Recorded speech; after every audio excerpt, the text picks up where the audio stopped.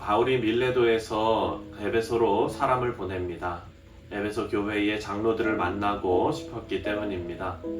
바울이 에베소 교회의 장로들을 만나서 고별 설교를 하는데 고별 설교라고 어떤 예배를 드리고 말씀을 증거한 그런 것이 아니라 장로들과 만나서 자연스럽게 이야기를 하는데 바울 자신이 에베소 교회에 그리고 장로들에게 어떻게 사역했는지에 대해서 이야기합니다. 18절 말씀입니다. 18절에 오매 그들에게 말하되 아시아에 들어온 첫날부터 지금까지 내가 항상 여러분 가운데에서 어떻게 행하였는지를 여러분들도 아는 바니. 바울은 장로들에게 내가 항상 여러분 가운데서 어떻게 행하였는지 여러분들도 압니다 라고 말합니다. 어떻게 행하였는지, 이 말에 쓰인 단어는요, 행한 모든 것을 가리키는 단어입니다. 말하고 행동한 모든 것입니다. 바울의 삶이죠. 목회자로서의 모습만 떼어낸 것이 아니라 바울 자체, 바울의 삶 전체를 통해서 에베소 교회에 보여진 모습을 말하는 것입니다. 우리 사랑하는 성도님들, 이 말씀은 목회자에게만 해당되는 말씀이 아니지요.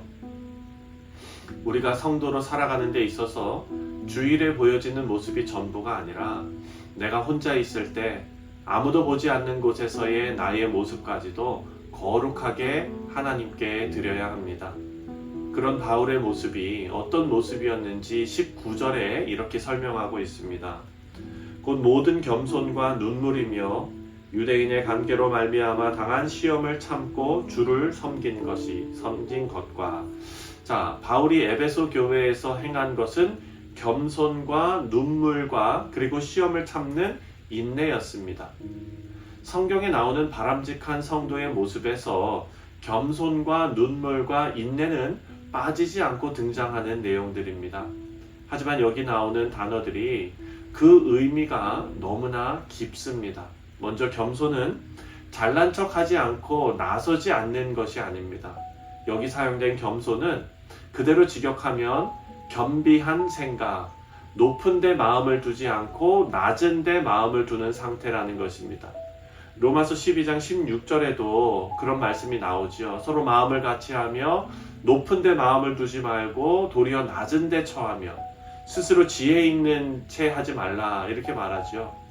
이 말은 복음을 위해서 자신의 권리와 영광을 포기하는 것을 말합니다. 우리가 잘 아는 대로 사도 바울은 엘리트 중에 엘리트였습니다. 하지만 그 모든 영광을, 그 권리를 다 포기합니다. 그래서 이것은 우리가 생각하는 겸손과는 다른 의미로 겸손은 비굴한 태도가 아니라 오히려 적극적으로 복음을 전하고 낮은 자들을 찾아가고 그들과 함께 낮아져서 함께 어울리고 사랑을 전하는 모습이었습니다. 사도 바울은 에베소 장로들이 인정할 정도로 그런 삶을 살았던 것입니다. 두 번째로 눈물로 주를 섬겼다라고 말합니다. 여러분, 여기 나오는 이 눈물은 단수가 아니라 복수 형태입니다. 사도 바울이 에베소 교회에서 사역할 때 많은 눈물을 흘렸다라는 것을 알 수 있습니다. 말씀을 보면 사도 바울이 흘린 눈물은 성도들을 위한 눈물이었고 자신을 비방하고 힘들게 하는 사람들 때문에 흘린 그런 눈물이었습니다. 유대인들은 집요하게 바울을 괴롭혔죠. 바울은 하나님 앞에서 눈물을 흘립니다. 그 눈물에는 아마도 기도가 담겨 있었을 것입니다.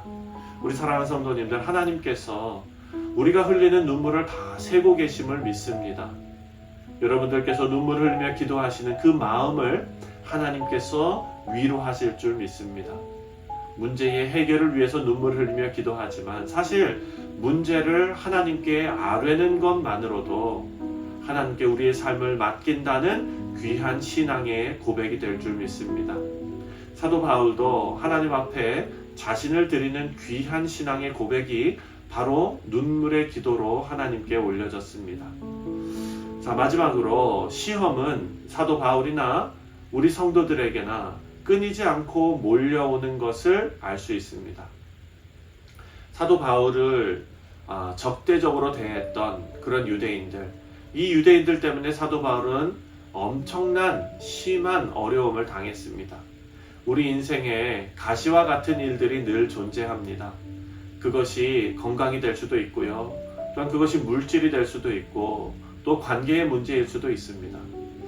하나님의 백성으로 살아갈 때 온전한 복음을 전하고 말씀대로 살려고 애쓰더라도 온갖 비방과 시험이 우리에게 올 수 있다는 것, 온갖 고난과 어려움이 우리에게 올 수 있다는 것을 알아야 합니다.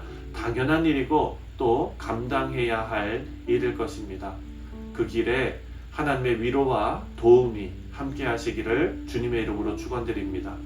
자, 20절과 21절 말씀을 보면 바울이 어떻게 사역했는지 더 자세하게 기록합니다. 유익한 것은 무엇이든지 공중 앞에서나 각 집에서나 거리낌 없이 여러분에게 전하여 가르치고 유대인과 헬라인들에게 하나님께 대한 회개와 우리 주 예수 그리스도께 대한 믿음을 증언한 것이라. 자, 유익한 것은 복음입니다. 복음을 공중 앞에서나 각 집에서나 거리낌 없이 전했다라고 말합니다. 시간과 장소를 가리지 않고 기회가 있을 때마다 복음을 증거했다는 것입니다. 또 유대인들과 헬라인들에게 하나님께 대한 회개를 증거했다라고 말합니다. 회개는 우리가 잘 아는 것처럼 자기 자신의 구체적인 죄를 아파하고 뉘우치고 또 버리는 것이고 또 이제부터 세상을 향하던 삶의 방향을 하나님께로 돌리는 것이지요. 그래서 회개와 믿음을 동전의 양면으로 표현합니다. 둘은 뗄 수 없는 관계이기 때문입니다. 참된 믿음은 반드시 회개를 동반하기 때문이지요. 이제 사도 바울은 에베소 장로들에게 자신의 결단과 각오를 말합니다. 바로 예루살렘으로 올라가겠다라는 계획인데요. 22절부터 24절까지 말씀을 보면 보라, 이제 나는 성령에 매여 예루살렘으로 가는데 거기서 무슨 일을 당할는지 알지 못하노라. 오직 성령이 각 성에서 내게 증언하여 결박과 환난이 나를 기다린다 하시나 내가 달려갈 길과 주 예수께 받은 사명 곧 하나님의 은혜의 복음을 증언하는 일을 마치려 하면은 나의 생명조차 조금도 귀한 것으로 여기지 아니하노라. 아멘. 여러분, 이 말씀을 보면 성령 하나님께서 바울에게 앞으로 바울이 겪게 될 환난과 핍박에 대해서 미리 알려주셨다라는 것을 알 수 있습니다. 그럼에도 불구하고 바울은 예루살렘으로 올라가기로 결심합니다. 사도 바울은 자신의 목숨도 돌보지 않고 복음을 전합니다.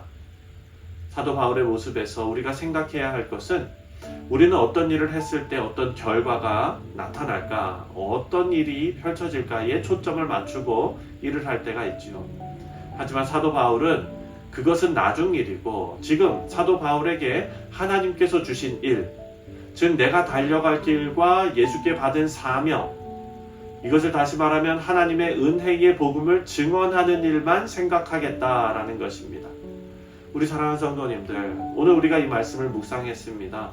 우리가 하나님의 부르심을 받은 성도로 살아가면서 이런 사도 바울의 신앙의 자세가 꼭 필요합니다.